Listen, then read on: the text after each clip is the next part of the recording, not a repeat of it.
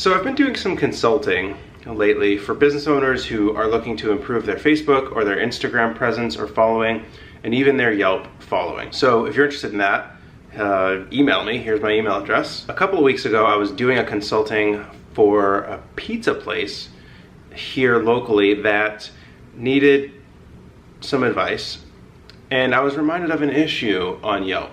Smash the like button and we'll get into this.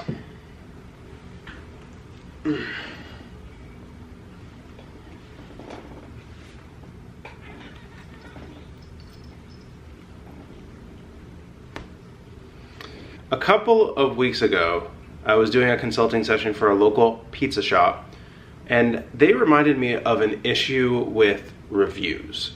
So let me explain. I used to work at Yelp, and that means that I've spoken to more than 10,000 business owners somewhere here in the US about their business. On occasion, I would hear a complaint about reviews, and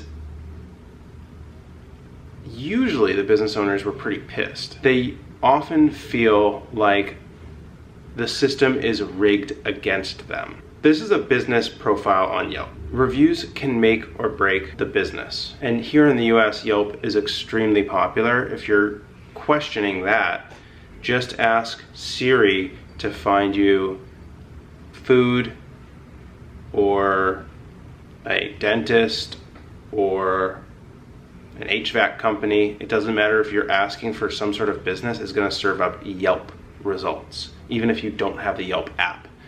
Just to give you an idea of the type of search volume that they see. Often, if you look more closely on a business page, you'll find this: hidden reviews. So is Yelp manipulating the reviews? Well, the answer to that is yes, but let's talk about why. The typical complaint that I would hear from business owners is that Yelp is manipulating the reviews to get the business owners to pay them more money. Here's a Yelp page from a restaurant in my old hometown. They're doing really, really well on Yelp, but even they are hit with these recommended reviews. And if you scroll all the way to the bottom, you will see 54 reviews that are not recommended. And that's in gray on gray text. The whole gray text on gray background is a super common tactic.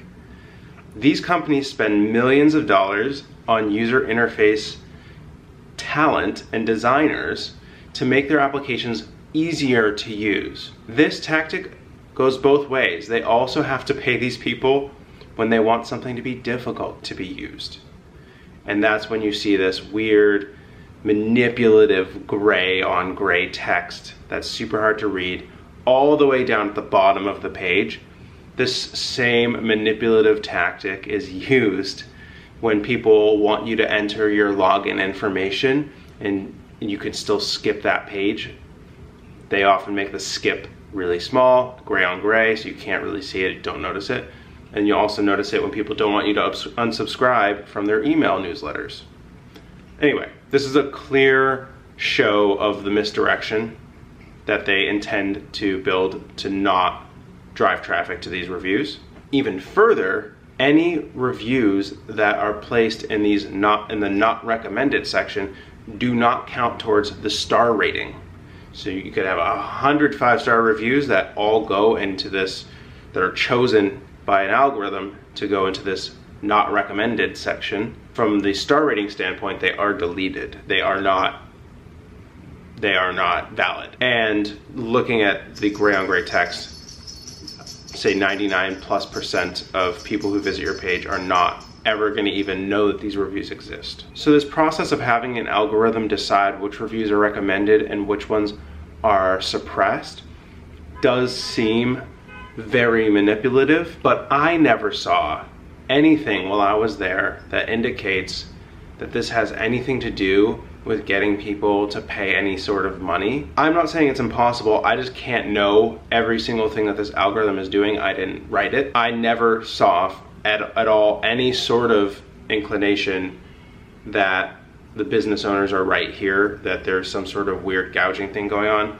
It does seem manipulative, but it is not from what I saw while working there, having anything to do with getting business owners to pay them money. And keep in mind, I've looked at thousands of Yelp business pages, including their reviews. What I saw most often is business owners become aware of their Yelp page. Sometimes it's because they got a bad review and heard something about it. They look at the Yelp page, they see the star rating, they feel insulted by that. And so what they do, come here.